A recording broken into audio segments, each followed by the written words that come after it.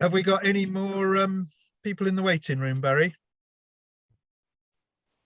No, Mervyn. Okay. I'll mute everybody, and then Gareth, when you're talking, if you unmute yourself. Yeah. Okay. Let me just say a few words, Barry, if I can. Okay. First of all, everybody, welcome to our meeting. Hadn't realised when we booked it, of course, it was the Ides of March, so do beware. Hope everything goes all right. No technical glitches and no knives or anything in the back. You should all have seen, I had it here a moment ago. This, Edith's already mentioned it. And if you've managed to miss it one way or another, this year is our 75th anniversary of the Gloucestershire Naturalist Society. We're doing a couple of celebratory things. You'll hear about the various things through the journal and emails, but the thing that I'd really like to sort of stress, because it's the bit that I'm taking charge of, so this is my opportunity to advertise what I'm doing. I'm going to put together an anniversary edition of the Gloucestershire the Gloucestershire Naturalist, in which people record their memories of the GNS and their thoughts about it. So if any of you have pictures from field meetings that you've been to over the years, or any thoughts about your membership since you joined, the things you've done, the people you've met, characters or anything like that, it would be nice to put all of these together. I've already got a couple of pieces from people who joined the society in 1954. I've got some people who've left the county but who were heavily involved when I first joined in the 80s. They're putting some things together. So hopefully we can produce quite a nice booklet to celebrate our 75 years. And if you want to chat to me about it, by all means get in touch, or by email, or if you've got any ideas for things that could go into that, I really would appreciate it.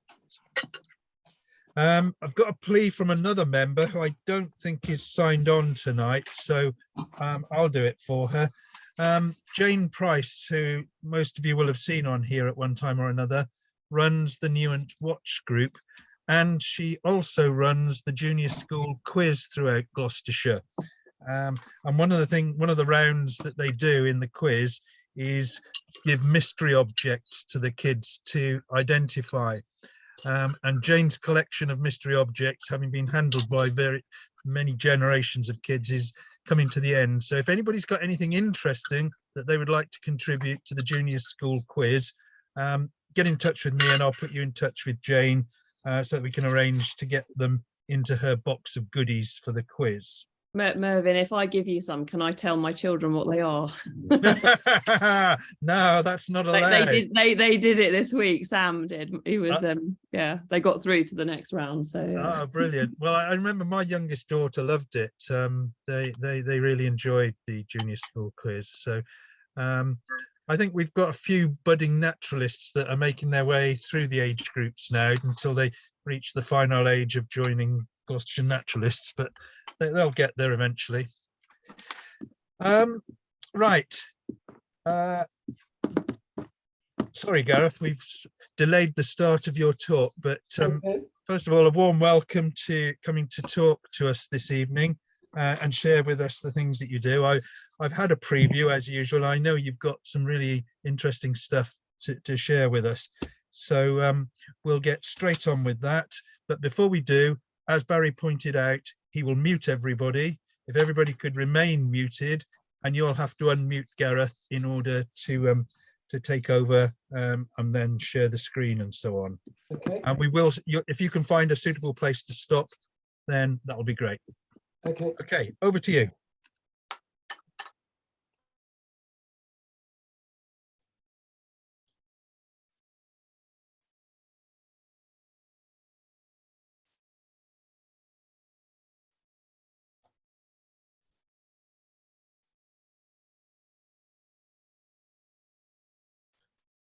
Right. So hopefully you can see my screen. I can see that. Yep, we can see that. Good. Good. So let me just move. There's always this thing where the people that have got cameras on always appear in the middle of what you're trying to read or what you're trying to do. So it happens often. So good evening. For those that don't know, my name's Gareth Jones, and although I'm not representing Gloss Raptors today, I am a trustee with Anna of Gloss Raptors. So just whilst I'm on, thank you for the support that you give us. I hope you'll continue to give us in the future, but it is appreciated by us all. So thank you for that. So I've loved wildlife since an early age, and there was a time when I thought that I could become a professional footballer, but talent and my knees were found lacking. And so I sort of took wildlife back up again. And particularly when I started living in Stroud. My day job's in IT and security, so technology sort of comes fairly naturally to me. But nowadays, I probably have about 15, 20 people working for me, so I try and get them to do it now rather than me struggling to do it. So hopefully this should go okay.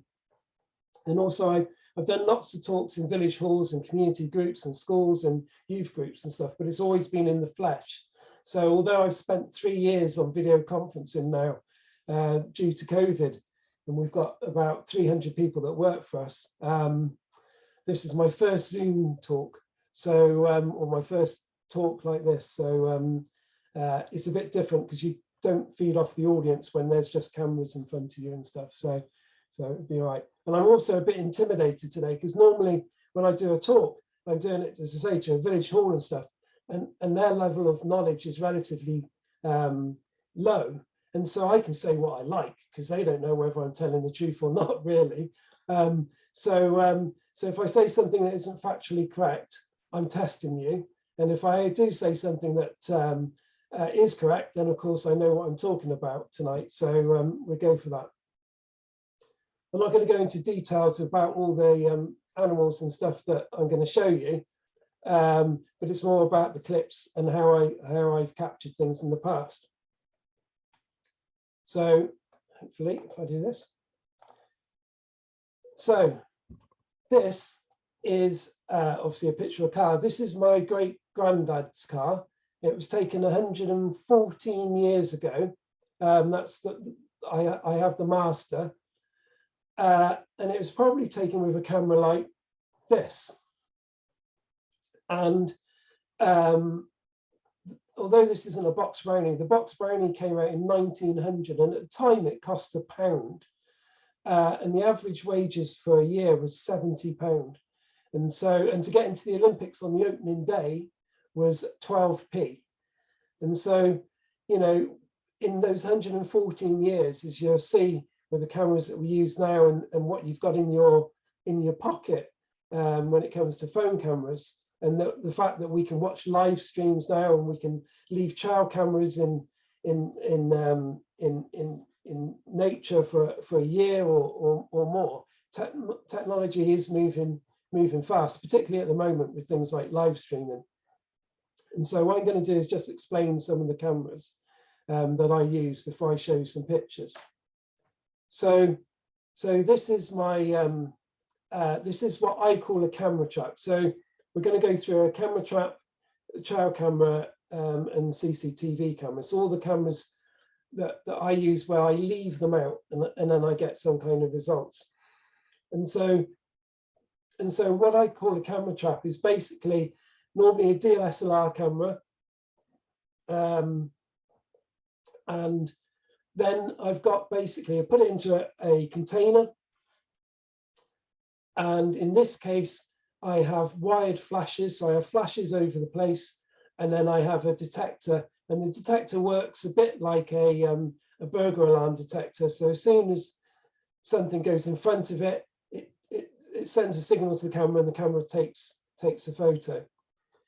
So this is one of the ones I use.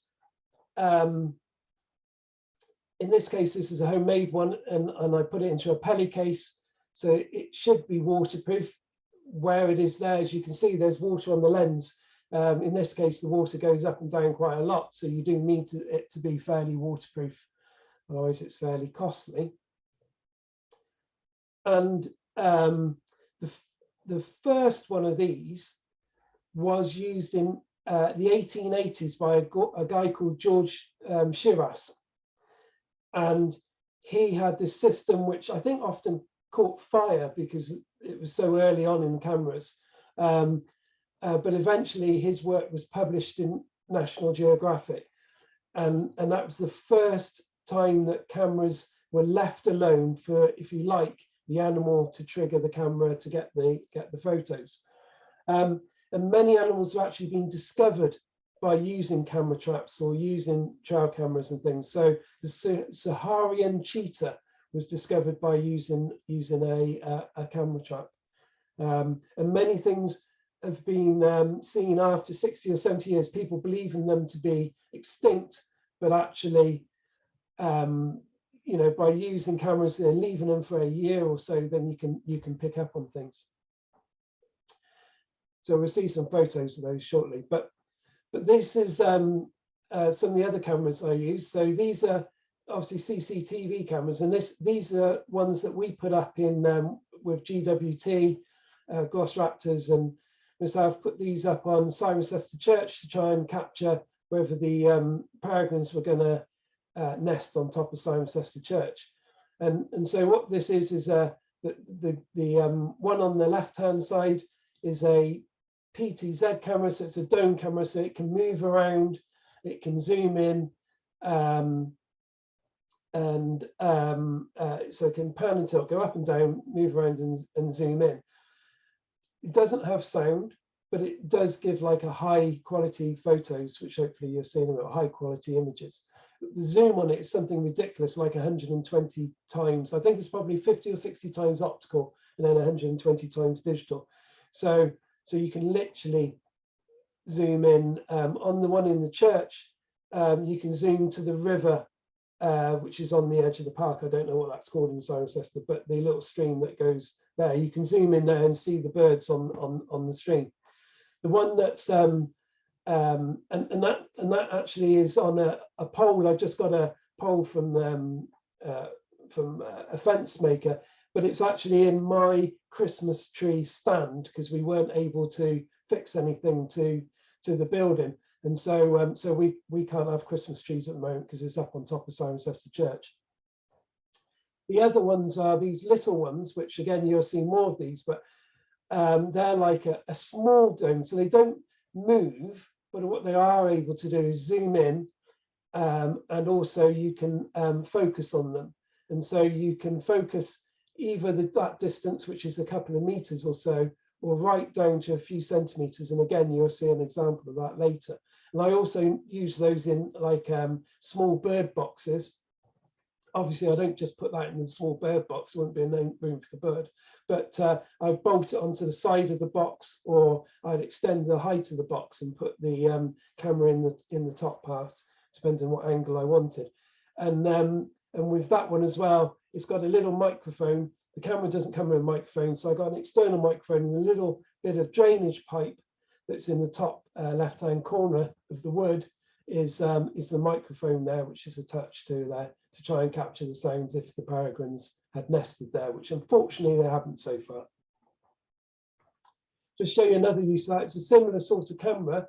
This one's actually got a microphone built in, but the same sort of camera. And in this case, what I've done is I've put it on the side of a owl box.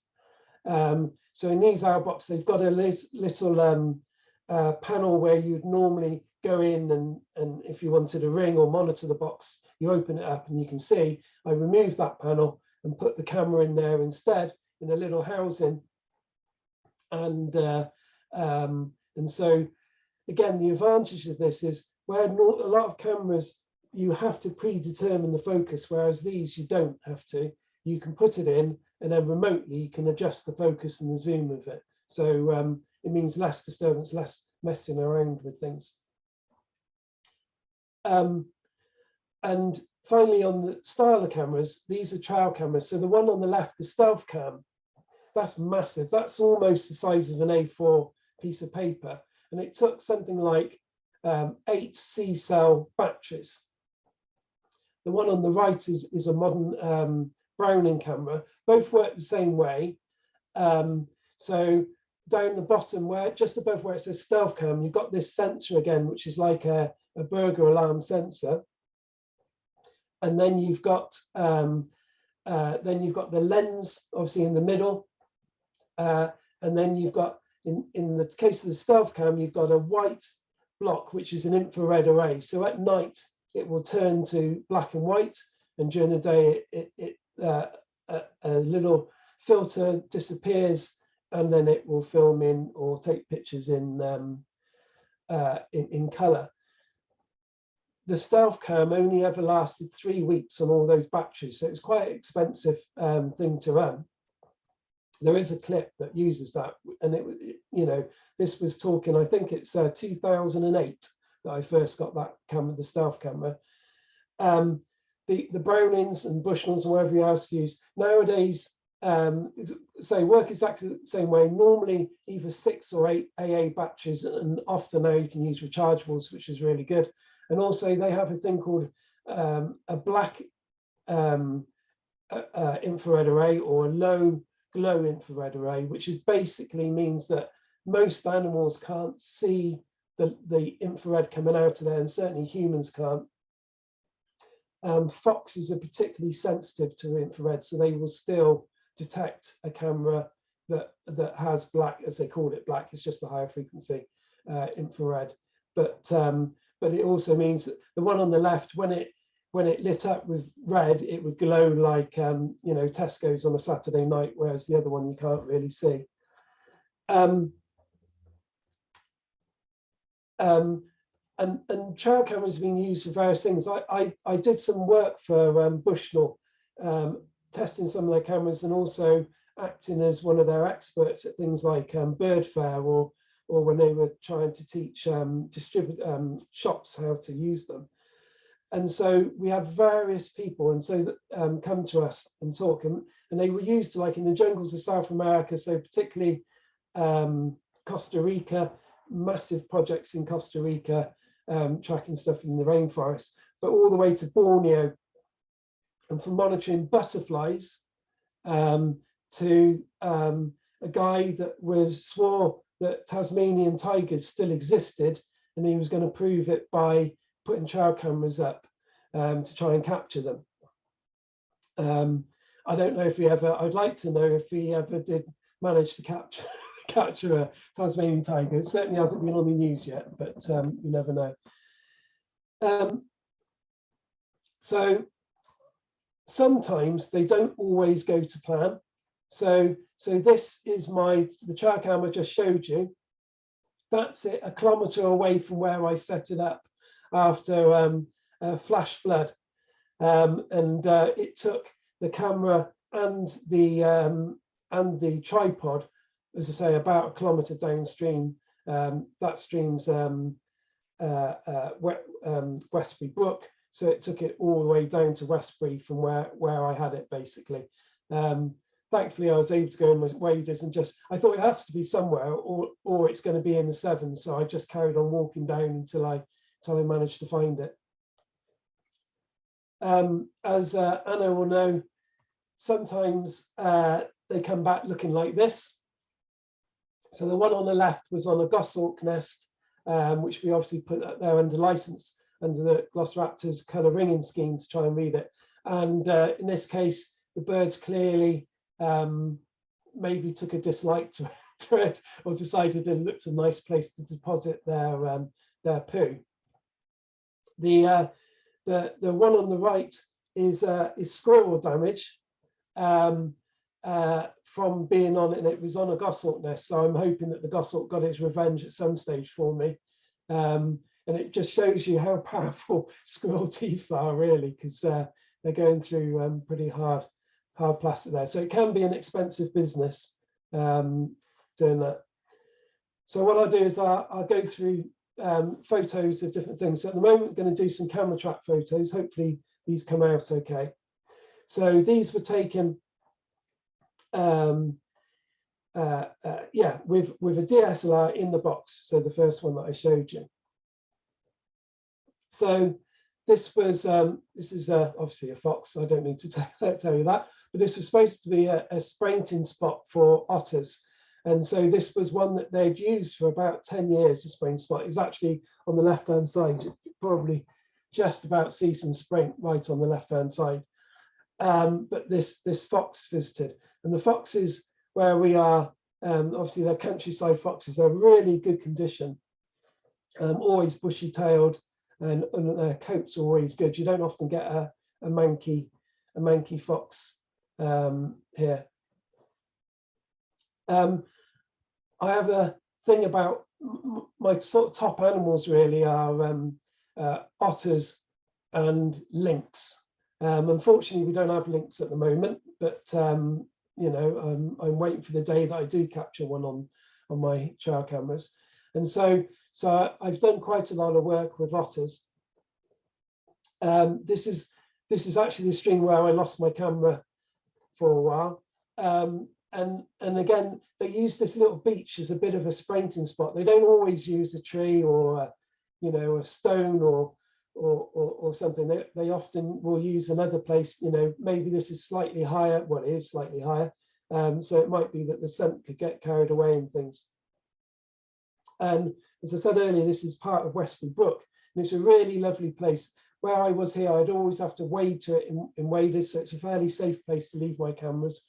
I did have one or two stolen just down from there, but in a place that was quite close to a footpath. And on Westbury Brook, you know, I've seen lamprey here. I've found lamprey, unfortunately dead lamprey, but I've found lamprey there. All three species of lamprey have been spotted in Westbury Brook. The Environment Agency electrofished it and found all three species of lamprey in Westbury. So it is quite good, and particularly this bit is cleaner water than the other side, which is more the Flaxley side of it. And kingfisher's nest on there further on up. And also I filmed a golden ringed dragonfly laying eggs in the stream as well, whilst I was wading through to get to my camera. This is taken with a flash, although you know, in this case it's quite a bright flash, but it's taken with a flash. I've lived here since 2006. I spotted Sprint in 2007, and then I've filmed the otters on the river ever since then. It wasn't until quite recently that I found that I managed to film cubs and things, but there's been otters present since then.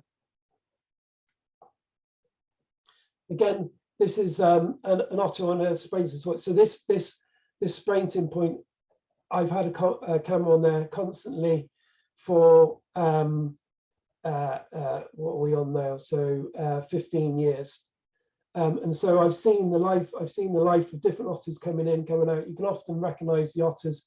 Sometimes maybe they've got a limp, sometimes they've got a patch somewhere, you know, or a mark on their nose or something like that.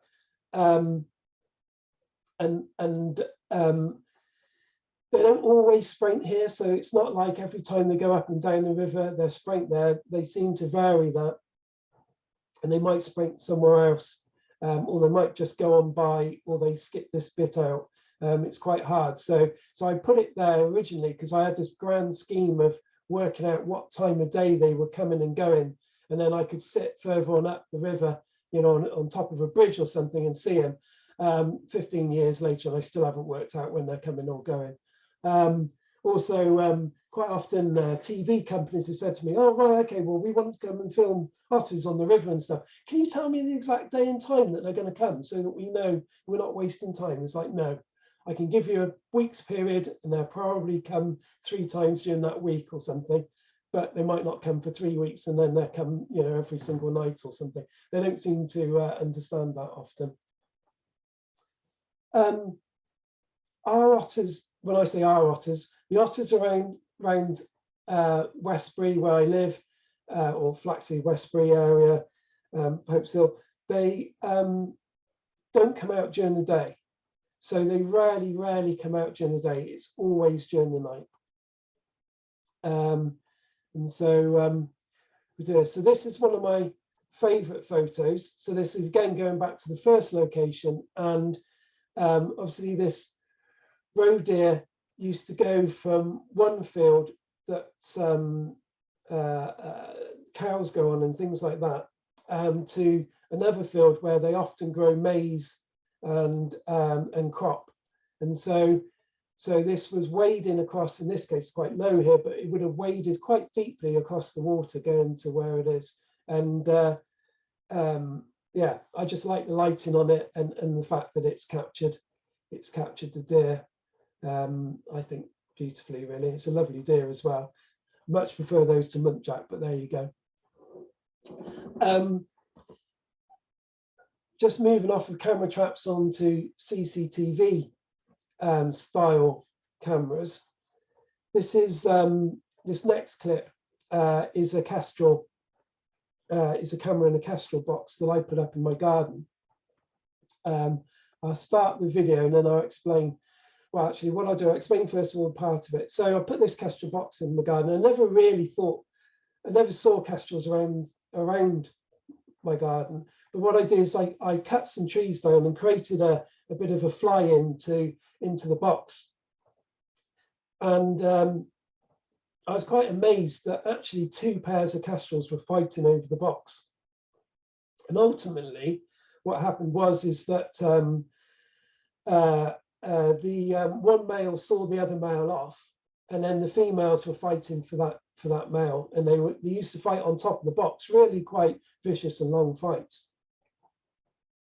The female laid 1 egg, and I think she was very inexperienced, and she didn't really sit on the egg. And then this happened. Hopefully, please. And it's not playing.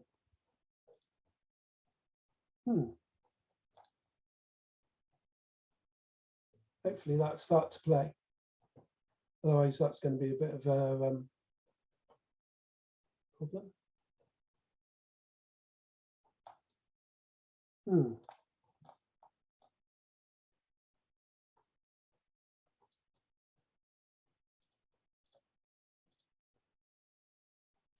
It's interesting. It played last night. Okay, well, might have to sort some of that out and mix. There's some other clips. So what happened was, and what I'll try and get working in a minute, is that the male kestrel brought in shrews, and it put the shrew around the egg, and then it put another shrew around the egg, and in the end it put 3 shrews around the egg. And it was almost like the male was trying to encourage the female to sit on the egg, because there's no reason, I don't understand why it would have put it somewhere else in the box or something like that if it wanted to do that. But it literally, laid the shrews around the side of the egg. What I'll do is I'll just stop sharing for 2 seconds and then see if I can get this to go.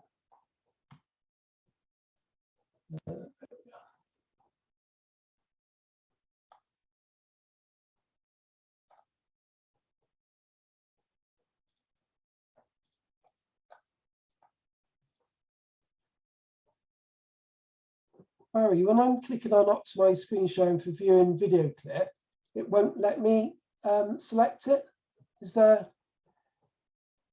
a setting as you as the host can do or something? No, I don't. I've just got it on multiple participants. Okay. Advanced share. It doesn't mention video. Okay. Let me. I've got another plan, and I'll see if I can do that.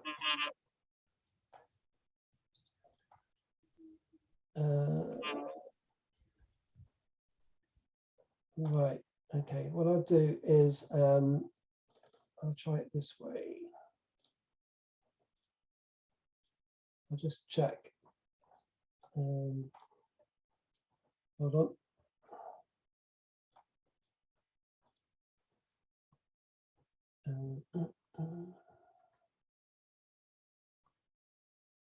Right. So what I'm going to do is I've got this as a clip. So what I'll do is I'll just share screen 2 for the moment, and then I'll go back to my thing. So I should be able to. No, hold on 2 seconds. Sorry.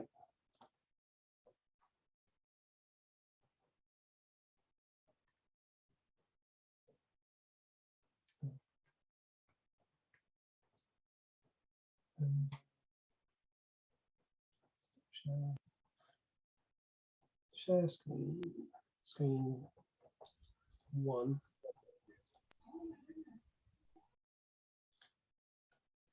Right. So if I start that, so hopefully you can see now the kestrels going into the box. Okay. Yeah. Okay. And so what you'll see in 2 seconds, hopefully, if I collected the right clip. And so it's put a shrew, I guess, and that's a shrew, roll or shrew, around the egg, and then it'll come back and put another shrew around the egg. I've got to just pick up the clip, so it might be a bit longer than. There we are. And so it's put another shrew around the egg. And so, you know,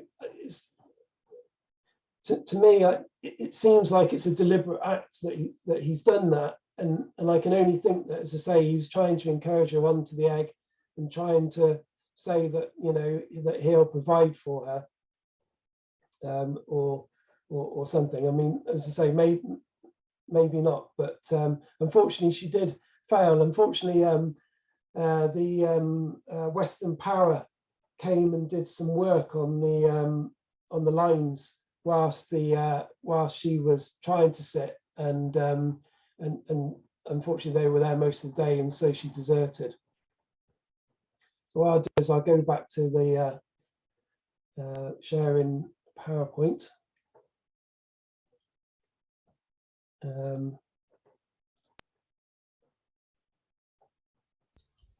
should be able to.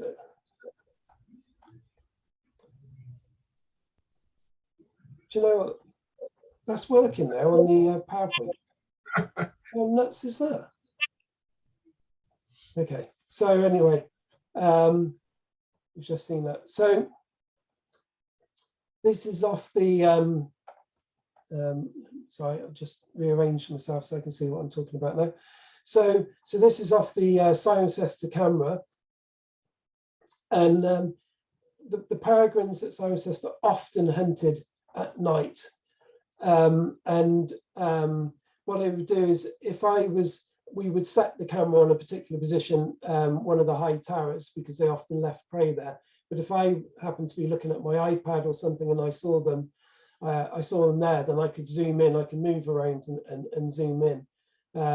They were taking pigeons almost, was probably their largest prey item. And if I show you, this was during the day, where again I was lucky enough, unfortunately this pigeon wasn't lucky enough to survive. And the other sort of creatures, the other sort of birds that they took was occasional woodcock, teal, as well as other waterfowl, but their main prey items were pigeons, sometimes doves, occasionally racing pigeons, but not often. They didn't breed there. They went all the way quite late on towards when you think that they might breed, and then they disappeared, and then they came back again the end of June and stuff. So whether they had gone somewhere else to breed or not, you know, I don't know. Neither of the adults were ringed. And just because sometimes they pose nicely and are like black and white, then this was yeah, when it was at night, and it was you know, peregrines are my boyhood favourite, I'm afraid. I'm a bit cliched like that, I guess. And it was just a lovely photo. Right, I'm hoping that this is going to go.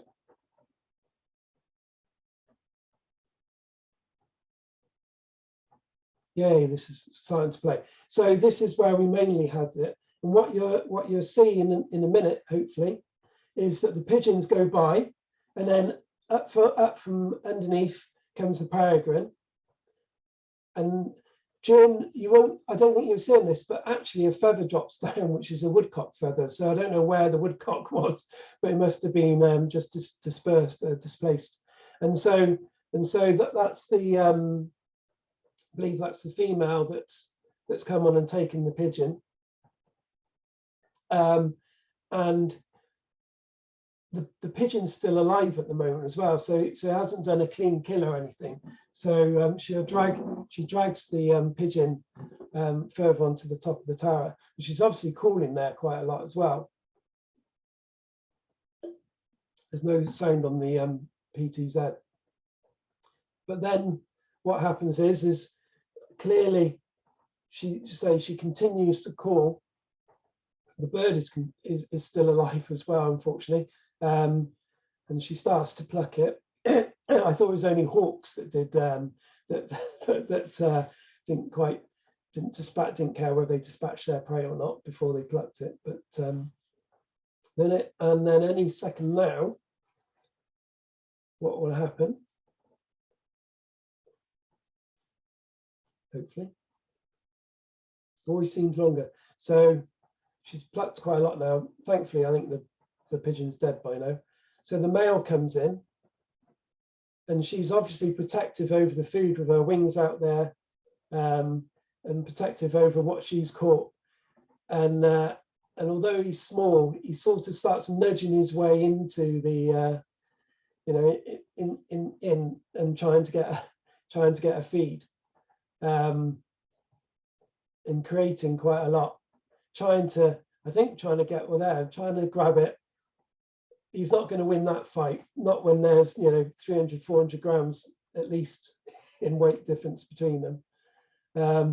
But in the end, he does bully her off the kill. In the end, I don't know if she gives up or what, but he does actually bully her off of the kill. Then you can see, obviously, the tercel, you can see the size difference as well. Quite well there, but and he doesn't give up really. He's a plucky little bird. I'm surprised she hasn't whacked him.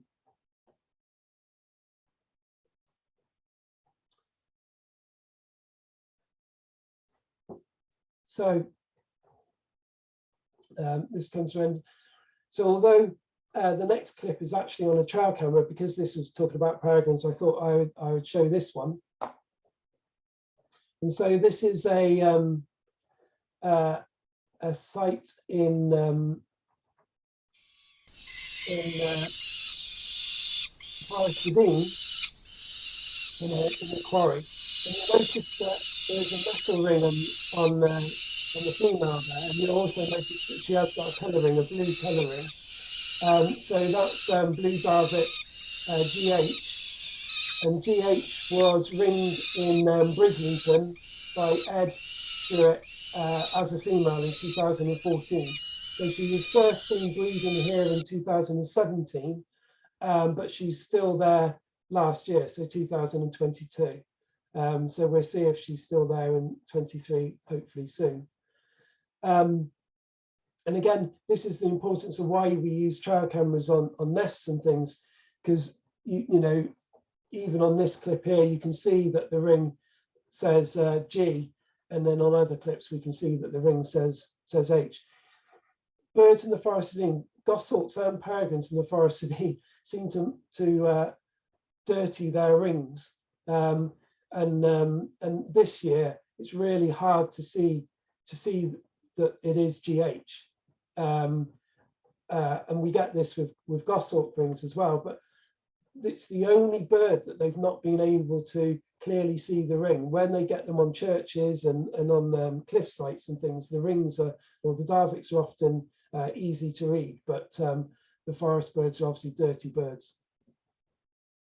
So this slide is a very old slide, and I think Ben's on here, and Ben helped identify this bird. Well, not the bird, but helped identify. This is another bird that was ringed, and I like showing this because it's not often that you would have had this bird on your peanut feeders in your garden. Unfortunately, this is quite a while ago, and so so this is there was a pair of lesser spotted woodpeckers, and this was ringed as a chick in my neighbour's orchard by John Phillips, and with Ben's help and his patience and sitting in my garden, we were able to gradually piece the ring together bit by bit with BTO's help to identify it as one of John Phillips's. Unfortunately, I haven't seen one for quite a long time now, but it was certainly nice. Whenever people said they had great spotted woodpeckers on their feeders, I could say, oh, I have a lesser spotted woodpecker on mine. But as we know, they're not doing so well. So moving on to, still this is a CCTV camera as well. So this is in my back porch. I didn't know there was bats in my porch until I saw some poo. And I thought it was a strange place for mice because it was in the centre of the porch, and I didn't really add anything up. And then I was speaking to someone that worked from Dorset Wildlife Trust, and they said at the time, well, just press it, and if it's a bat poo, it will disintegrate, and if it's mice, it will be hard. And I didn't know that at the time when I first did this. So once it crumbled, I contacted Natural England and asked them if I could put up a camera, and they said it was absolutely fine as long as I didn't use white light. And so I put this camera up in my porch. There used to be a light that hung down from here, so I removed the light because I wanted it better for the bats. And I put this on here. And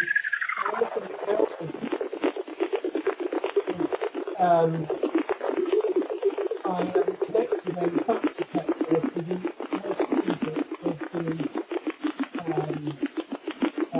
CCTV camera. I'm hoping that you can hear the lesser horseshoe calling there, and so and that's around about 15 centimeters away. The camera's about 15 centimeters away from that block of wood, so we're able to put it there. And as I showed you earlier, you know, it then focused up to about 2 meters away on the peregrine tray. So using cameras like that can be really useful. Here's another one. So this is during the summer, and nowadays we get more and more lesser horseshoes. And in this case, a fourth lesser horseshoe is trying to get into and hang from it. They use it as a hunting roost, so they don't, during the day they don't roost here. They only use it at night. They go off hunting, they come back, they have a sleep, have a pee, have a poo, and then they go off back hunting again. And we've recorded lesser horseshoes visiting the porch every single day of the year. And so wherever these are going when it gets cold, they're clearly quite close by because they come back to this roost. And literally we've had them Christmas Day all the way through January. I was hoping that potentially I could show you them live today, but it's absolutely hammering it down with rain, and so they're not likely to be in tonight. And one of the cameras that I'm going to try and do in future is from underneath. The postie probably won't be too happy, but from underneath, so that I can have a look at their their faces a bit more and the details of their faces.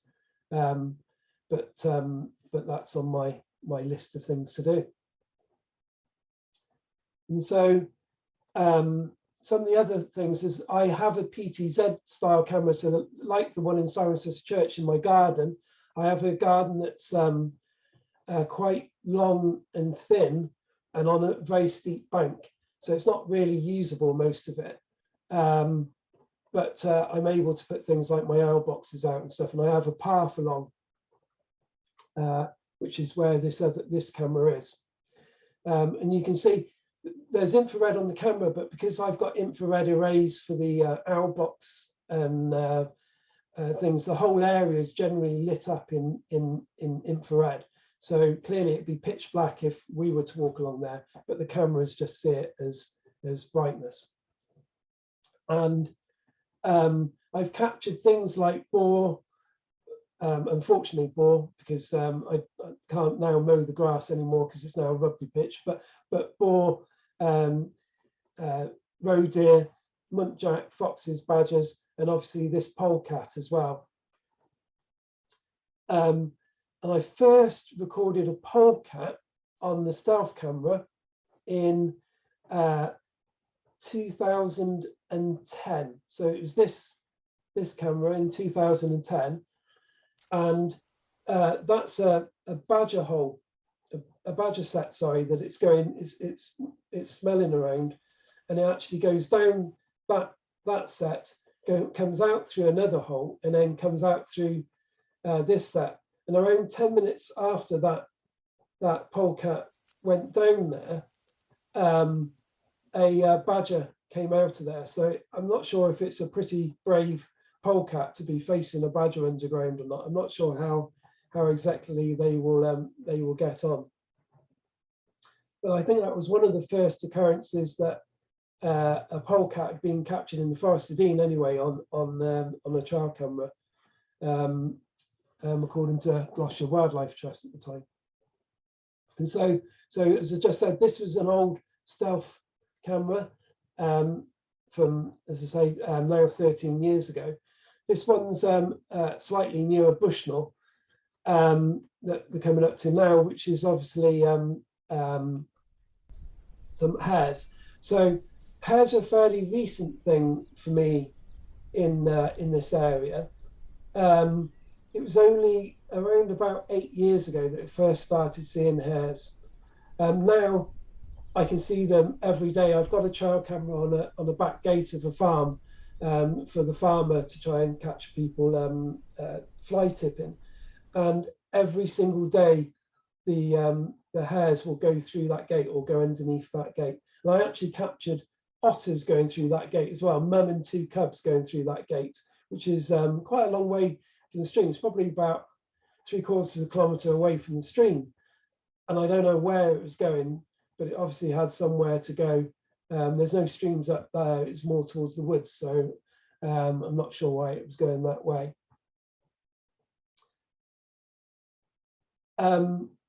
What's the time? What are we on? So 8:20. Okay, I'll do a couple more slides and then we can have a little break. So going back to otters again, this was a while ago, but if you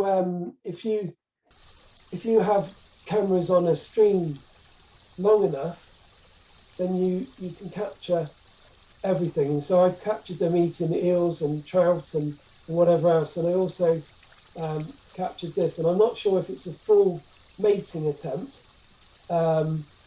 I think it's more of a pair bonding thing, but it was interesting to see the male getting on there, doing his bonding, and then moving through. And again, you notice that's the same stone that I showed the photo of earlier as well. On a newer version of the camera, I haven't often picked up otters, young otters. But in this case, this was this year, and originally men started off with 3 otter cubs. It went down to 2 otter cubs, and now it's down to 1 otter cub. maybe the male, because I think the males normally stay later than the females anyway. So it may be the females dispersed off and it's just the male cub left, or something's happened to the other otter cubs. I do know the other day that otter cub was found up from there near Flaxley Abbey, unfortunately dead. I'm told it was a big one, so they thought it was an adult, but it could just be a youngster. If I just show you. So I said to you that they don't really appear during the day, and so in the last 16 years, I have less than 5 clips of an otter during the day, which is interesting because I know that in different parts of the forest, particularly around Lydney and things, they're quite often seen during the day now. But the ones around Westbury, and I'm presuming that territory would go towards Warmer Common. It certainly goes, Blaisdon way. They hardly ever are seen during the day. And when I have captured them on video, it's been because there's been normally because of it's very cold with weather, or the river's in flood or something. So this one was a rare instance. This is actually a dog otter.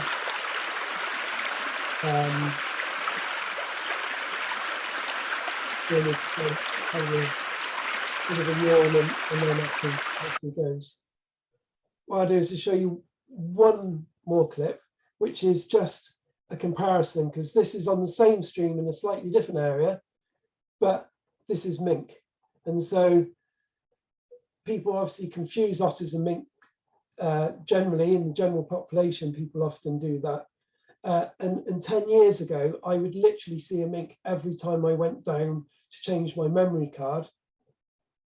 And they were really gutsy things. I could get within a meter or so of it, and it would be facing off of me, and it would not run away. And there was always a thing, well, do I go a little bit further, or do I wait until it decides to go? As I didn't particularly want to do it, but I think it's good. Obviously, it's good that they're not being seen in this case. So I'm presuming a male and female mink, and that was the last time that I saw a mink on any of my trail cameras, and I haven't been seeing their spraint either.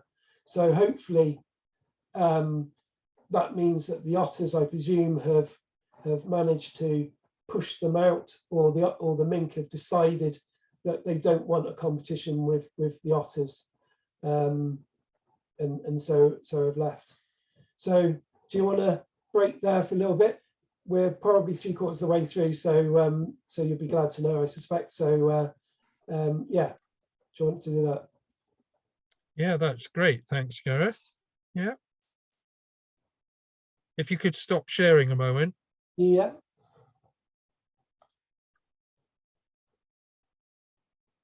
Okay, so it's 2026. So what's 10 onto that? So should we say just after 25 to 9 we'll start again? You happy with that? Excellent. Okay. Right, everybody can go and have a cup of tea now, and we'll give it 10 minutes then.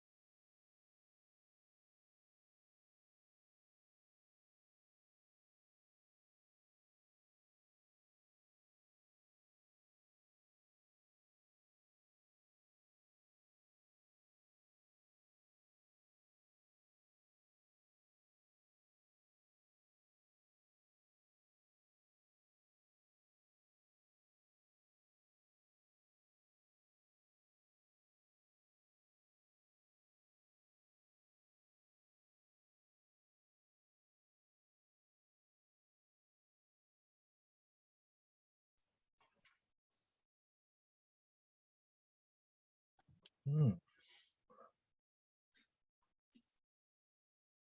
So, Alan, you didn't come over to Newent the other night to share in your club's victory.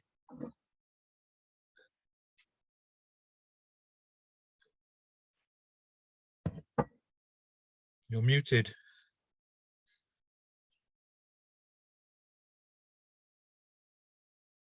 You're still muted, Alan.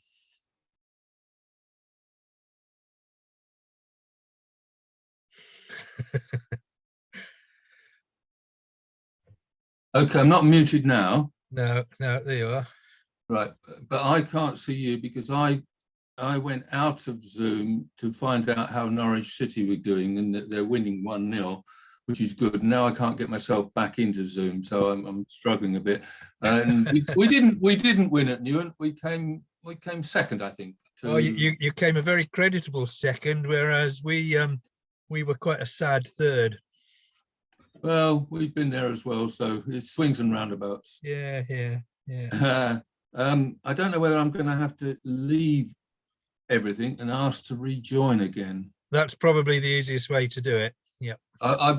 My computer has just come back after 2 weeks with a man who knows about computers, and he put a new hard drive in, and I've got it back, and it had a new hard drive, but virtually nothing else. So I've been trying to put everything back on and do things, and it's an absolute nightmare. So this is not the way I normally do Zoom. Can you see me?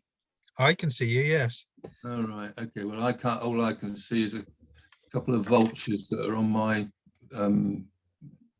space saver or whatever it's called. Right. I'm going to come out of this and see if I can rejoin. Yeah, I'm sure Barry will let you back in. Thank you. Bye-bye. Bye. I will. Thank you.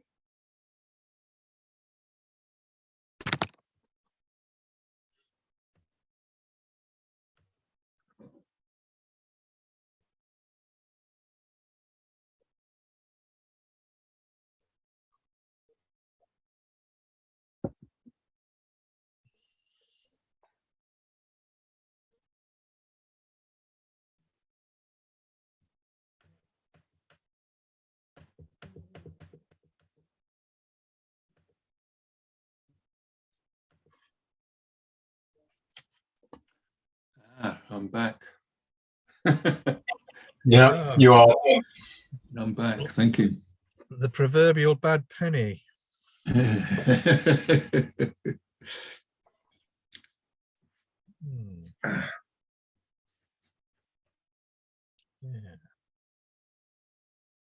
Oh, Gareth's back.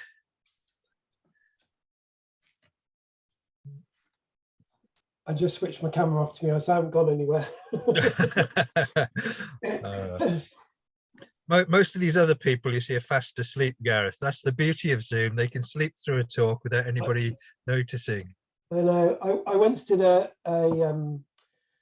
talk to some high ups in a company called Thales, and one of the guys had sleep apnea, and so I was given a talk, and he fell asleep whilst I was doing the talk, and one of his guys nudged him. He woke up, and I just answered a question, and then he asked the same question, and I couldn't stop myself from laughing. I was trying to get the words out, and he's like, "Yeah, but you haven't addressed such and such," and I just literally just finished it, so I had to say it again. But yeah, maybe, as you say, there's 30 people asleep there anyway. Yeah.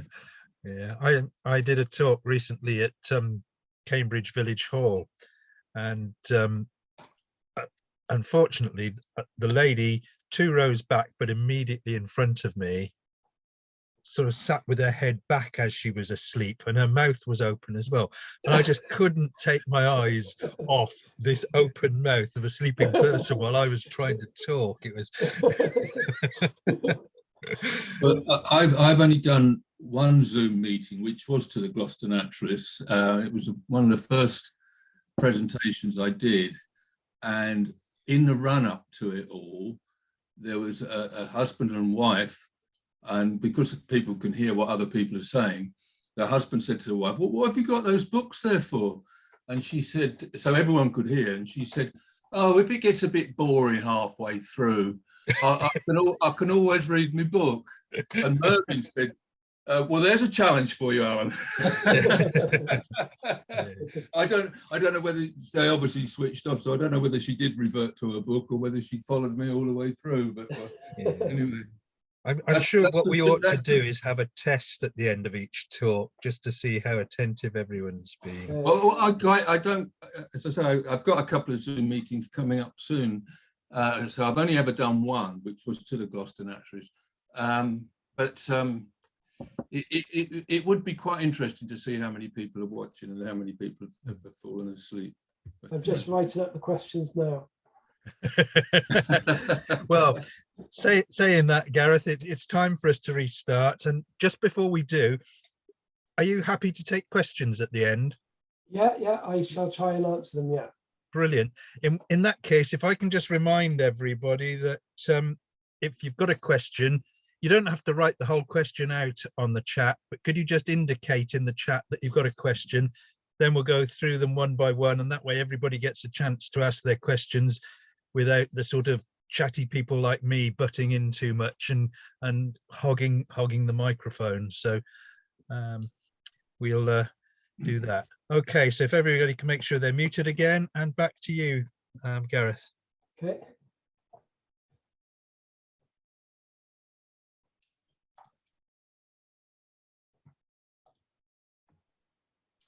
Right, so hopefully we should still be on the mink.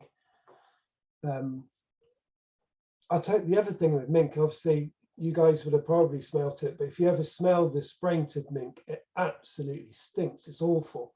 It's I never understood this thing about otters smelling like jasmine tea, but mink definitely don't smell like jasmine tea, that's for sure. They're awful, awful. So if I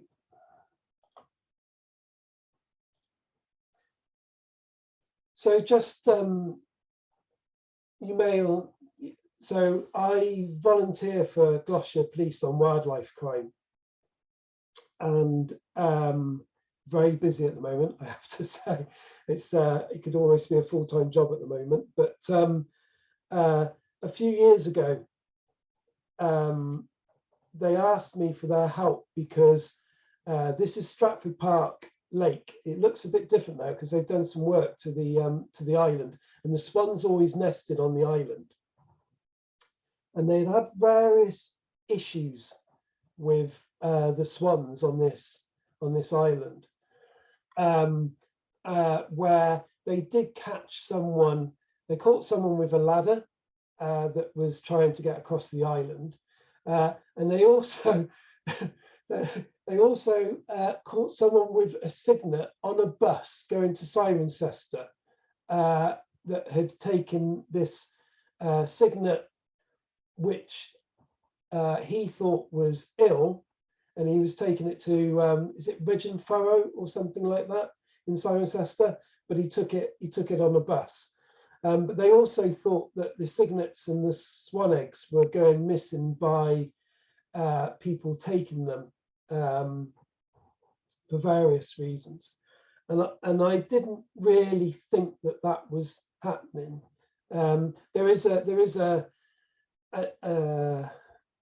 an issue with some Eastern European countries where they eat swan eggs, and so in their countries you can just go and take a swan egg or something, whereas clearly in this country you can't.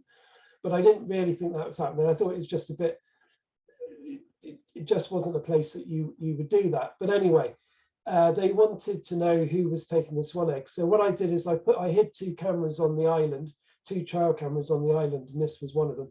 I don't like swans as well. So I grew up in Keynes Cross near the Frome, and the swans terrorized me for most of my life there. So I had to then get on this island, this blimmin' swan that was not happy with me being on the island at the time.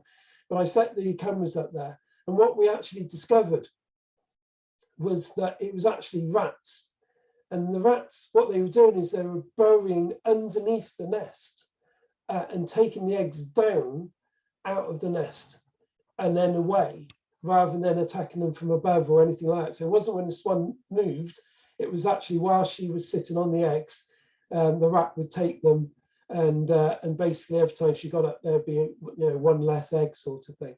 And so it was just a useful way of being able to say, well, it's not always humans. There isn't always a crime behind stuff. There isn't lots of people that are eating swan for tea or inviting the Queen or anything. It's sometimes there is a logical reason. And one of the things I suggested to them was to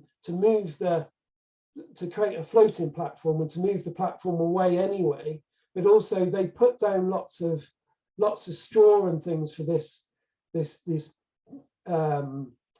swan to nest on as well. And I think that made a real nice warm home for the rats. And obviously they had a food supply at the top and a home underneath, and so they couldn't have had it any better as well. So we're trying to encourage them to create some floating platforms right away from the edge, but also maybe not quite as plush as what they did with them. At the moment, I think what they've done is they've cleared all the way around. They've made the water a lot deeper around the outside to stop people wading there and stuff. But also they've cleared down the vegetation, which I'm not sure is a good thing. This is a very quick clip, but what I was going to show you was that this is a new version of a trail camera. And there's actually 3 otters here. I see there's one that's just left, there's one that's getting up, and there's one just down in the bottom left-hand corner when I start to play the clip. And this has got a phone card in it, and so I can control this via my phone, and I can zoom in and I can move it left and right, and it will record onto a mini SD card, but also it will record to the cloud, and it will also alert me where there's movement and things. And so what I'm hoping to do is we tried to do it last year. They just came in a little bit too, I just got it a little bit too late. They were only out last June, and it was a bit too late for the goshawk season. But I'm going to try and get it onto at least one goshawk nest this year. And you can attach a solar panel to it as well, so you can keep the batteries going on them. And then we might be able to get some live clips. And as you can see, it's pretty sharp. I'll play the clip in a minute, but it's pretty sharp. And these cost about £350 plus a data sim. And so you can get some data sims that give you like 60 gigs for 10 or 20 pound. And they're being used on peregrine nests down on the south coast. So that particularly ones that have had issues with egg collectors and stuff, which unfortunately you still get issues with in the south coast. So they've put them on there, and then they immediately know if someone's climbed down to the nest and or anything. I think around the Torbay area they had that. So it's a very quick clip. It's only 20 seconds, so it all happens quite quickly on this one. Oops. And now I've got the problem again if it's not playing. So is it not playing now?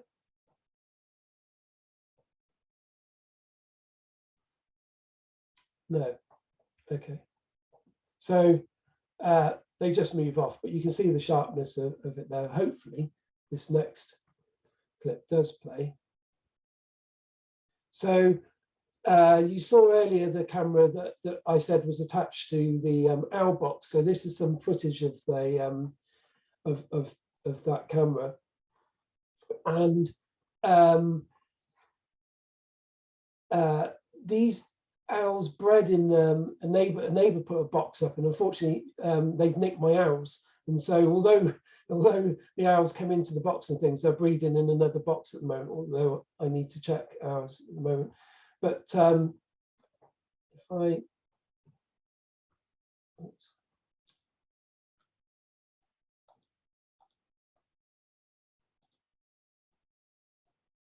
I'll stop and start again. That's crazy, where just stopping that thing has stopped them from playing.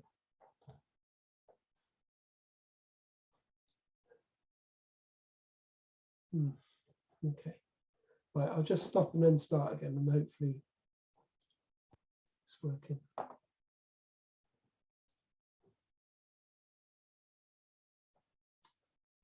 Do is I share the screen. Let's try this now.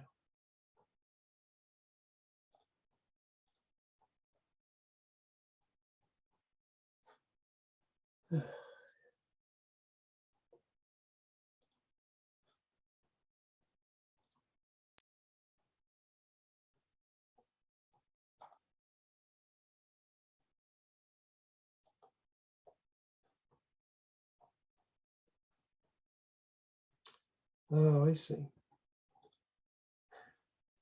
Okay, well, on 2 secs then. Let me.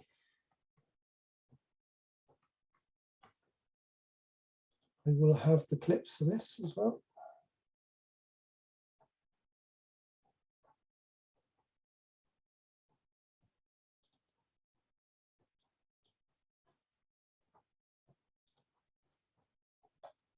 So is I've got a clip. So what I'll do is I'll share this screen for the moment, and then and play it just directly off the clip.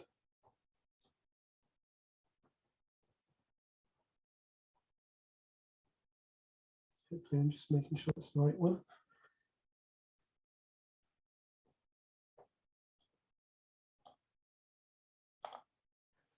And so you can see that they're pair bonding. You know, they're grooming each other and pair bonding.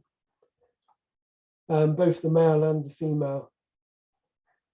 Well, obviously, there's 2 in the nest. Sorry, 2 things there.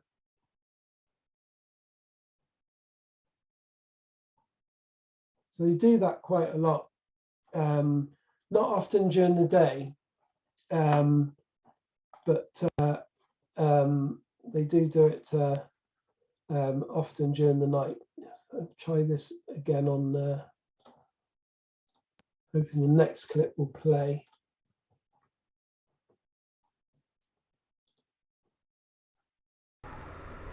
Okay.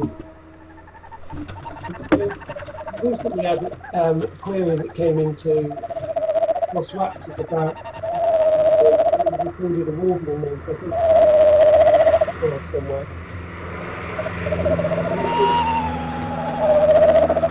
They warble, tawny owls warble when they're close to their nest. So they often do it outside, but they also do it in the box. And so obviously the female do the tweet, so the lighter coloured one is the female. So they will obviously, as well with the chickens and stuff, they will make a dish where they will lay the eggs.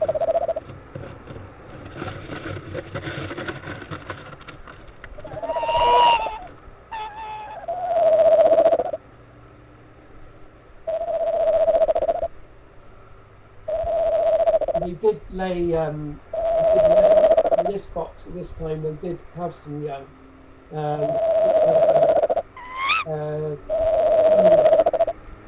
Two chicks. Beautiful bird. And off she goes with him looking and wondering what he's done and why she's left. As you can hear that, I'm quite close to her to the mic picks up the room. She's just outside the box. And they do this virtually every night. When they're in the breeding season, they're coming to their, often quite early and often very late, and they go out hunting in between there.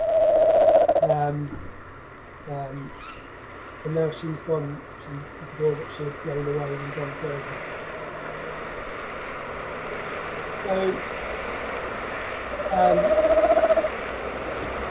and then it goes out after. So say that was the same sort of CCTV camera that we used on the other ones. And another incarnation of that box was this, and this is just a clip. Unfortunately, a squirrel moved the camera, so that's why it appears that it's on the on the Himalayas or something.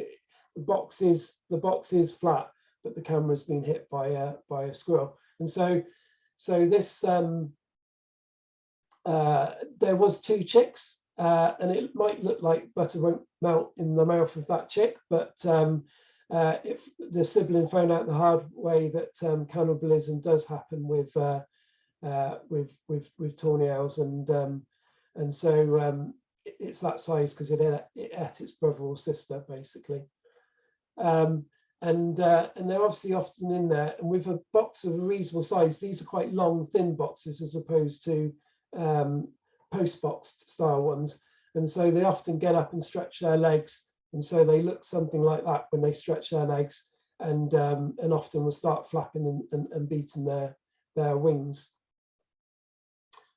So moving on to obviously part of Glossopters, we obviously ring a lot of goshawks, and you would have seen many photos of goshawks, I expect, by various people that have done talks, Anna and Andrew particularly, I suspect. These photos are not nest photos, these are my own photos, because I'm sure you've seen the other photos. So this is one of the local woods to me, and during the winter, often what we try and do is that we're still trying to read colour rings, we're still trying to, or metal rings, and so we put a camera on a place, and often we'll bait it with roadkill, normally pheasants, because there's more pheasants than anything else that seems to get run over. And I'm quite mean in that I will fix that pheasant down onto that point. We won't do it all the time or anything, so it won't be like it's relying on that food or anything. It will be a case that we do it, once or something like that, and hopefully ring it. So we're not. It's just the equivalent of a bird feeder for a raptor, but as I say, not consistent or anything. So this bird, and also what we're trying to actually do is get a picture of the feet, but for various reasons you sometimes don't get that wrong. So in this case, I probably set it on top of the pheasant, and then it's moved the pheasant, so then its feet are lower down or something. But it does mean occasionally we get some nice photos. And I have read the ring on this bird. This was a metal ring on this bird, and it was rung by Jerry Lewis around about 15 kilometers away from where it's ended up. Last year, this bird was still on territory. I believe that there's been a change of partners this year, but hopefully we'll find that out soon. And I think, as I said earlier, we put up about 30 to 40 cameras, I think, in Forest of Dean and the Cotswolds. It might be a bit more than that with Anna as well, on nests. Sorry, excuse me, on nests. And occasionally we do baiting, and Anna occasionally has done some baiting, and I do some baiting just to try and read the rings when we can. Having said that, I haven't got any nest camera ones. I've just seen that I have got a nest camera one. So this was taken on a nest camera, but we left this up all year. And so basically, when I went round to ring these birds the next year, so we put the camera on in 2021. When I went to ring the birds in 2022, we took down the camera, and we had these pictures, and so we had a whole year's worth. And it was interesting because we had about something like 3 or 4 different goshawks visited the nest that weren't the resident pair. We also had the male rebuilding the nest in November, which might interest, considering that obviously the law around protection nests is when the nest has started to be rebuilt. So I'm not sure the foresters would be particularly happy with thinking that the nest is being rebuilt in November. And also in this case, obviously we've got a lovely bit of their undertail coverts showing here, as I guess they're displaying.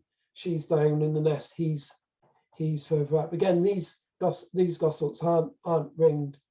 The chicks have been ringed, but they aren't ringed. And this is actually on a growth on a tree. So it's a massive growth. So it's probably about 8 foot across the growth. And they've built their nest on top of the growth.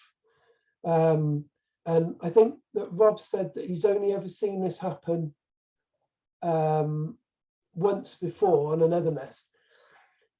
And he'll deny this, but I found this growth a few years before we rang it, and Rob said, no, they won't be on top of that growth. No, they got a nest somewhere. And then I happened to see the bird lift off of there, and I got Rob there, and he went, oh yeah, their nest on there, yeah. And so you know, in the end, as I say, we climbed to it, and it's actually about 6 foot away from the centre of the tree as well, this growth, which is unusual for goshawks, because often their nests be right next to the tree, to the centre of the tree. The next clip is what I've done is that it took several photos, and so what I've done is I've stitched the photos together into like a mini flickbook film, and so this is my mini flickbook film. If it plays, oh please play. And so captured goshawks mating. Both those birds are ringed. That's the one that Jerry's run. And I've only seen one video of goshawks mating in the wild. I haven't seen any other videos. I've looked on the internet and I haven't been able to see footage of goshawks mating or photos of goshawks mating in the wild. And I often tell the fact that when I've done this at village halls, I've shown this to a couple of village halls recently, that allegedly goshawks mate 500 to 600 times in a season. And I also mentioned, I don't know who counted that, but surely they need therapy if they've been counting that many times. Yeah. So I think those birds are about, off the top of my head, about 8 years old, 9 years old. As I say, this is the nest where I think that there might have been a change of at least one of the pair. I think the female this year, but hopefully we'll be able to tell that later. They've done some felling work in this wood recently, and I'm not entirely sure that they're going to nest where they've nested before. They might move somewhere else a bit quieter. And so that's just a still from the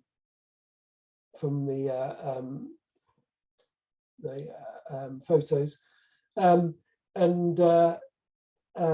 he has to get away. I've seen it where he really has to get away quickly from doing that, because she does get a bit like koalas, in that they do really get grumpy after they've mated, and she will turn around and have a go at him. And so he does have to get away quite quickly. Obviously, female goshawk could weigh up to 1.5 kilos, and the male's probably weighing about 700 grams. So you definitely don't want to get caught, or he doesn't want to get caught by her in that case. So, and I just think these photos are fantastic of them, and not something that you would see every day. On the same one here, I could talk about obviously goshawks all night, but as I said earlier, I know that others would have. I suspect that after all the slides today, you're looking to go to bed soon about anything else. And so thank you. And if you have any questions, I'll try and answer them, or I'll try and do my best to answer them.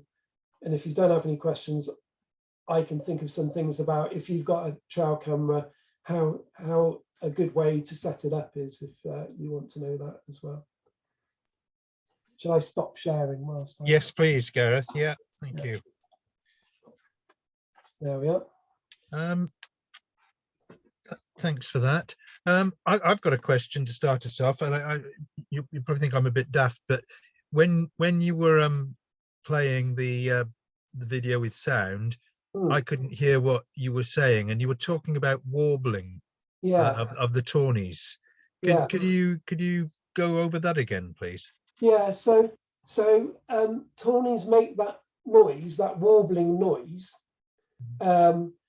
when they're close to the nest. And so when they've got their territory, well, it is close to the nest, so I can hear it. Often my house is about 150 meters away from where the box is, and I can hear them occasionally warbling, but it's quite quiet then, and it's very close to where either they're going to nest or where they think they're going to nest. And you don't hear it, if you go out in the woods or something, you don't. I haven't ever heard it anywhere other than close to a nest, and I presume that it's again a contact call, but quite an intimate contact call with their partner, and stuff. I might be proved wrong, but I certainly haven't heard it away from the nest or away from nests at all. And it was really clear in that sequence, wasn't it? So have you recorded that from other nests? It's not something just that's unique to that pair, is it? Well, I've heard it at Everness. I haven't recorded it at Everness. I've heard it at Everness when I've gone, around the woods or the forest around nest boxes and stuff like that. Then I've heard it there, and also other people with cameras in nest boxes have recorded it as well. Oh, okay. Yeah. Oh, that's nice to hear something that I've never heard that. I mean, I've ringed lots of tawny owls, but I've never heard the adults together in the box. So that was really interesting hearing that. Thank you. And you get that scream, don't you? You get the twit-to-woo sort of thing, and you get quite screaming. I mean, you can drive you nuts if you live close to them. Yeah. So the whole way through the night, calling. And they do have other vocalizations. They don't just do that. There is other ones that are quite different to the twit-to-woo or the screeching and things. So it is interesting. It'd be a good thing to have those audio moths maybe and put them in 10 different tawny owl boxes and then see whether that is a common thing. Yeah. Well, it now makes me wonder whether, because I hear them regularly at the back of my house, but I've not heard the warbling. So I'm wondering if I'm just hearing them using this as a hunting area, and I'm not actually near to the nest. Although I have ringed them in my next door but one neighbour's garden. So I'll just have to listen a bit harder. It's quite quiet though. Obviously on there it sounds loud because you're right next to your microphone. As I say, I have heard it from the house. But it is quite quiet. It's nowhere near as loud as them screeching or anything like that. No. So you might still be close to it. Okay, brilliant. Thank you. So we've got some questions appearing now. So Bryn, would you like to ask your question, please? Oh, hello, Gareth. Quite interesting. Many of the things for me. I live at Cinderford, and Westbury Brook is quite nearby. I assume this is the brook from Westbury on 7 up into the forest through Edge Hills. Yeah. So there's two bits. Obviously, there's the bit that goes from Edge Hills and the bit that goes from Longhope, and then they join. I wouldn't know. I can't remember what the place is where they join, but they join further on down, and then they become Westbury Brook. So you have, I think it's Flaxley Stream, and then Blaisdon Brook, and then it becomes Westbury, I think, or something like that. So I think on the map. Yeah, I think on the map, Westbury Brook goes up through Flaxley Pond, and then around Guns Mill. There's a bit of a split there. One bit goes up to Abernhall, and a bit goes another way. Because the Blaisdon bit come down then as well. So on the other side, you've got, if you come through Blaisdon, there's a river stream through Blaisdon, and that joins it as well. So I was interested. so the otters are on the lower part, are they? Because when we hear about otters here, we sort of hear them on higher ground, like War Greens. Yeah, they're all the way. Every bit of waterway that I've seen in the forest, I've managed to find spraint on. Even down to ditches. I couldn't say every ditch, but there's ditches down near the A4 and 5 one near the garage. There's a ditch down there, and I found spraint in that ditch. So they do, you know, you'll probably know, like the males have a massive territory, and the females have a smaller territory, and they do roam over a massive area, and they use the ditches as well as the streams to, you know, to get around, because it's nice and you know, they're not out in the open or anything, so it's nice and camouflaged, not quite camouflaged, but that sort of thing, hidden. And the females will go off as well, so she won't, when she's got very young, she won't be on the main brooks or anything when they're very young. There's two things. Obviously, otter cubs can't swim, so they have to learn to swim, and also she doesn't want to be on the main. She want to be in a ditch or want to be near a ditch or something, somewhere out of the way initially, because what she doesn't want is to meet a dog otter that is not the father of those otters, those cubs, because he will then try and kill those ones and mate with her. And so she hides during that period to try and, you know, to try and lessen that risk or something. And that's often where, when they get slightly older, they, you know, she'll leave them and go off hunting, but she'll leave them in a hole or leave them in a big bush or something, somewhere out the way. And then when they're, you know, even when they're quite small, she will then take them, she'll take them fishing or take them hunting with her. But often then they're a bit of a hindrance. When I've seen them on the video cameras, they're often behind her, so she's going off and they're struggling to keep up with her. She'll wait for them to catch up and then she'll go again, sort of thing. In the same way as I guess ducklings do and stuff like that, really. Are they happy to sort of go up those steep edges at Edge Hills? You know, below Guns Mill, it's much flatter, but above Guns Mill, there's some very steep inclines up. Yeah, I don't know. I didn't know if they would go up there. So I don't know. I've seen them spraint at St. Anthony's Well. But I haven't gone all the way up, you know, to do it. But when I've gone for walks, I often look in, you know, if there's a bit of water, I'm jumping down, looking on stones and looking on, you know, very green moss. Again, you probably know that where they spraint is often more fertilized, and so it looks greener. So you can often, you know, look for a bit of grass that looks greener or something, or moss that's greener, because often the moss, the spraint can be there because it's being fertilized by the fish bones and whatever else, sort of thing. Thank you for that. That was very interesting, very enlightening. That's right. Thank you. There we are. Thanks for that. Alan, you want to ask about setting up a camera then? Oh yes, you said you were going to do that anyway. I used to have two Bushnell trail cameras, not tail cameras. I've now got one because the other one got stolen.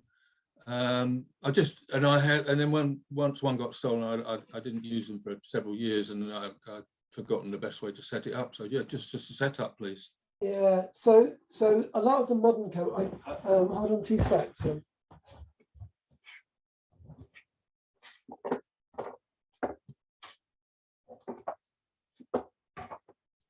I have several here. So a lot of the modern cameras, if you get something like a Browning or something, they have a little display screen like that. So they're fairly easy to set up, although, you know, the lens is quite close to the screen. So when you look in the lens, when you're looking at the screen, you know, you're blocking the lens, sort of thing. But they're fairly easy to set up because you can see the picture here. If you've got a camera, like an older camera, where there isn't that sort of thing, so it's like that. Yeah. So what you can do is that if you put that, you know, where you're ever going to mount it, often if you use the strap, you know, you can put a bit of wood or something, break a bit of wood off and then put it here, so you can angle it down a bit. And And what you can do is you can use your phone. If you've got a phone and you've got reverse camera on there and things, what you can do is you can put your phone in front like this, and then you can see what your camera's aiming at. And so then, you know, you've got a good idea then of how or where your camera's aiming without, you know, leaving something out for 2 weeks, getting it and realizing you were a bit too high or a bit too low or to the left or to the right of where you're focusing it at. So it's quite just a good way of doing it.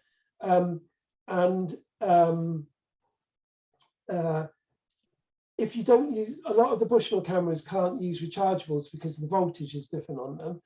But if you're going to use batteries all year round, if you use lithium, Energizer lithiums, they last for a lot longer, they're a lot lighter, but also they're not affected by heat or by cold, you know, heat or cold.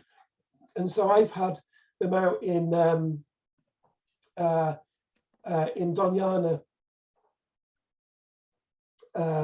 in Doñana, and trying to capture lynx, and it was like 40 odd degrees or something, and particularly when the sun was shining, it was even hotter than that, and they would still work, whereas the lead batteries, it just kills them. And I've also had them down to -20 again, and they've been actually absolutely fine. So use Energizer batteries. And also all these cameras, whether it's Bushnell or Browning or everyone, lies about the megapixels. And so they'll tell you, you know, this is 18 megapixels or something. It isn't. The size of the sensor will probably be 1, 2 or 3 megapixels. Hopefully the new ones will become 5 or so. And so there's no point setting your camera to 18 megapixels, because what you're doing is just wasting space. So you'll just be able to take less photos, and you're not going to get any greater definition on the camera. So just set it to, on Bushnells, just set it to 3 megapixels or something like that.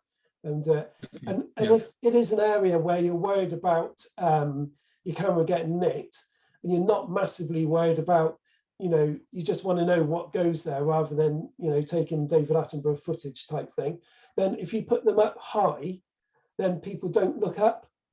And so people never see them. But it's because if you put them low down or you put them at sort of eye level, then people just spot them. But if you put them up in a tree or something, often people won't see them because they don't look, you know, they just look where they're walking, and that's that sort of thing. So what height would you recommend? I mean, Whatever height you can get them to, but above you. And then angle them down, sort of thing, obviously. Yeah. So if you're just wanting to know, is deer using this path or whatever else, you know, get him up. You know, if you can climb up the tree a bit, climb up the tree or whatever, but just get them, you know, you want it way above 6 foot, you know, 8 foot or something like that, and just angle them down. And people generally don't spot them then. And do you, I mean, the one I've got, it will do photographs or videos or both. Yeah. And you can adjust how long the video will go for. I mean, what would you recommend? So I don't ever use the photos and the videos at the same time, because what it does is it will take a long time to do that. So it will, you know, take 5 photos or 3 photos, whatever it is, and then start the video. And so you have 3 photos quite quickly, and then 1.5 seconds before the video goes. And if you're trying to get wildlife, often 1.5 seconds is the time, particularly with otters. Blimey, they don't stay very long at the best of times. So 1.5 seconds and they've gone. So I would, you know, if you're really desperate about capturing stuff, then put it on photos because it'd be faster. But if you want, you know, it's going to be a badger and you're going to put some peanuts down, then put it on video. When we're doing it on goshawk nests, because we're trying to read the rings, most of the time we put it on photos because we want lots of photos and lots of chances rather than, you know, not so many videos. Occasionally we do it because they're interesting because you can see what they eat, and also if they're on a private landowner thing, it's nice for them to see, you know, video of the birds that are on their ground or something. So what you're saying is either do video or do photos, but not the two. Don't do the both. There's no point. Right. Thank you. All right. On a similar theme, Gareth, Yeah. is it a function of how much you spend on the camera that the speed of reaction to something triggering it happens?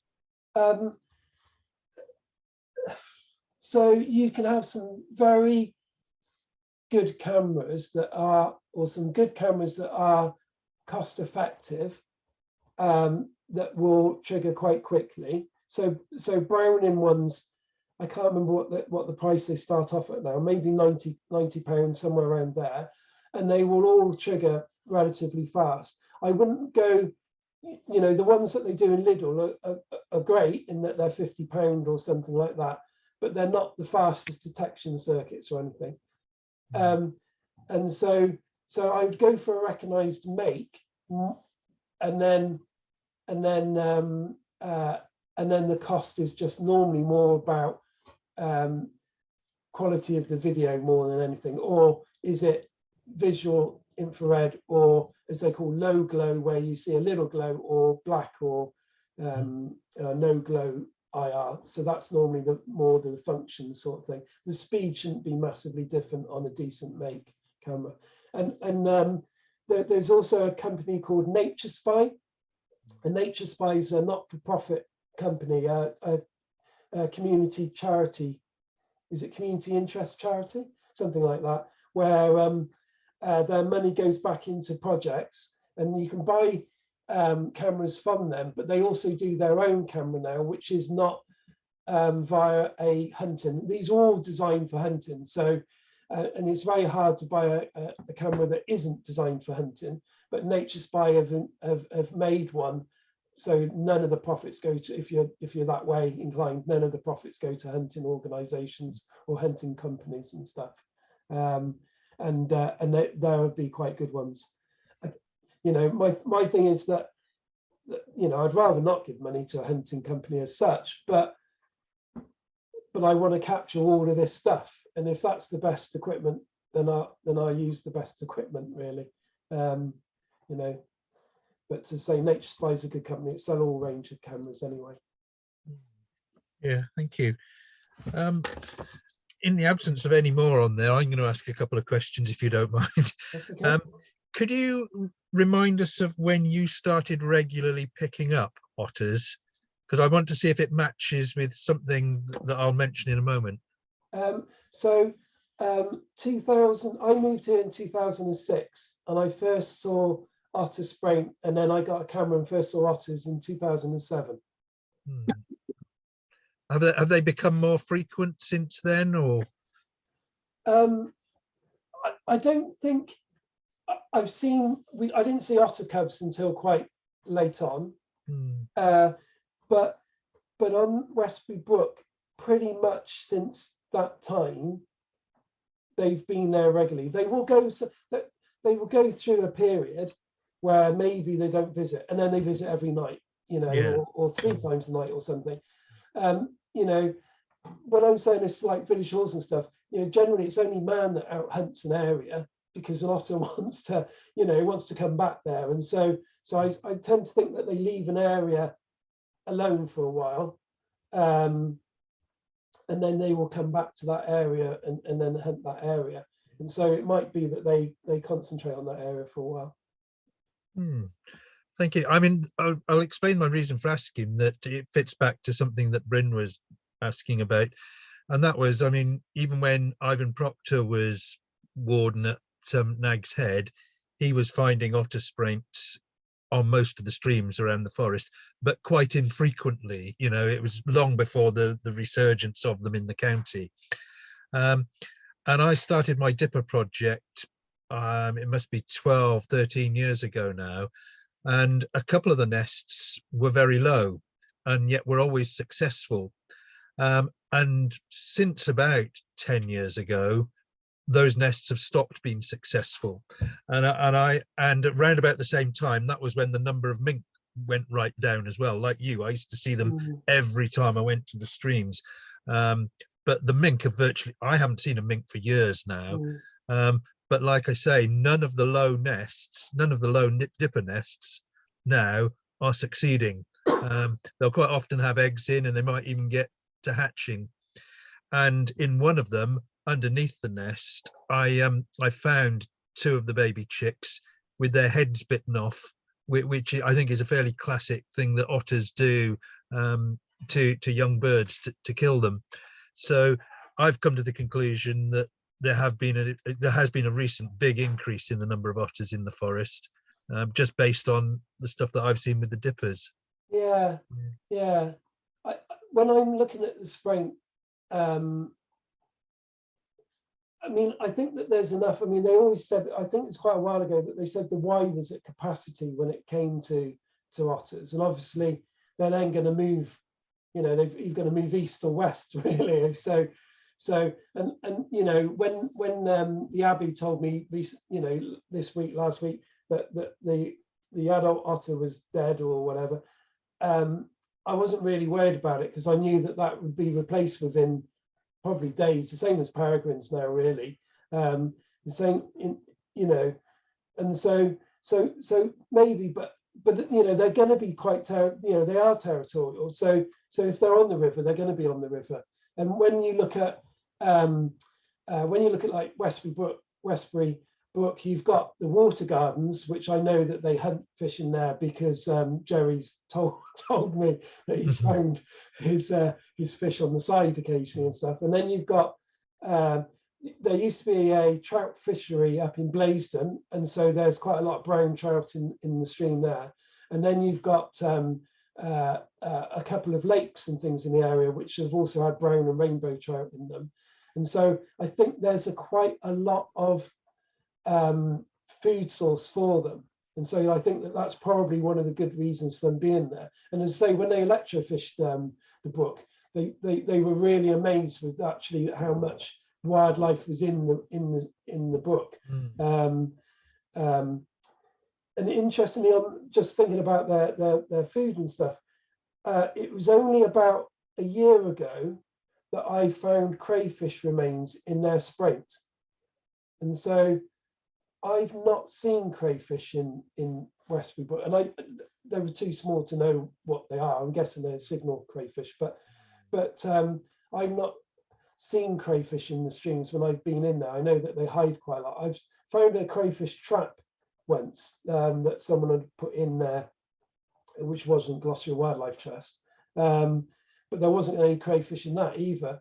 And so I don't know if that would have been, you know, potentially an otter from outside the area that was moving on through. So maybe it'd been more in the forest, more in you know, Cinderford Linear Park area or something, where they obviously had both signal crayfish and native crayfish or something, or that there was crayfish in the air. But I saw it that once and I haven't seen it again. No.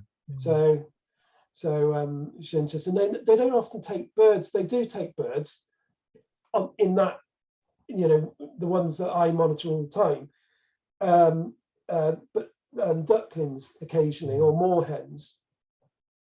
But I haven't seen a massive amount. Normally it's fish that they're taking there. Or I've seen them eat frogs, obviously, and frog spawn. They obviously quite often excrete frog spawn and leave frog spawn on the sprinting pads. And rats, I've seen them catch rats before as well. Thank you. Thanks for that, Gareth. Juliet's got a question. Yeah, I think when you started off, you said that there was a difference, or did I get it wrong, between trail cams and camera traps? So the way that I distinguish them has been different. People do call camera traps trail cameras often, but the way I distinguish them is a camera trap is normally a camera that you would take out and you take photos with normally. So like a DSLR camera that you might take on holiday. And a trail camera is like an all-in-one thing. It does it all itself. Whereas the other camera, you could take it out. You could take, you know, your photo snaps with them and stuff. And it's adding ingredients. It's adding like flashes and a trigger that makes it a camera trap. and the trail camera contains all of that inside itself. And you had a third category as well, I think. Well, CCTV cameras, so okay. security cameras, yeah. Yeah. Well, I've got a trail cam, which I've got I've got a different project for it every day. So I have to move it really, really regularly. Yeah. Yeah. I mean, currently I've got it on winter aconites because something's eating them, which is so odd. I mean, because I'm sure they're full of all sorts of unpleasant compounds because most of that buttercup family are, but I haven't yet caught who's doing it. Okay. Slugs. But that's Slugs, I today's reckon. project. Yes. Yeah, Okay, thank yeah. you. And that was an amazing hint about putting the phone on the front, because Yeah. I was trying to find out what mouse thing was eating my a fig tree the other day, because obviously, and it was I know it was a vole, but apparently you can't tell whether it's bank vole or short-tailed field vole unless you get a really good shot of its tail, and I didn't have the angle right. So, Yeah, that was it a is good hard. hint. I years ago, I put up a trail camera in someone's garden that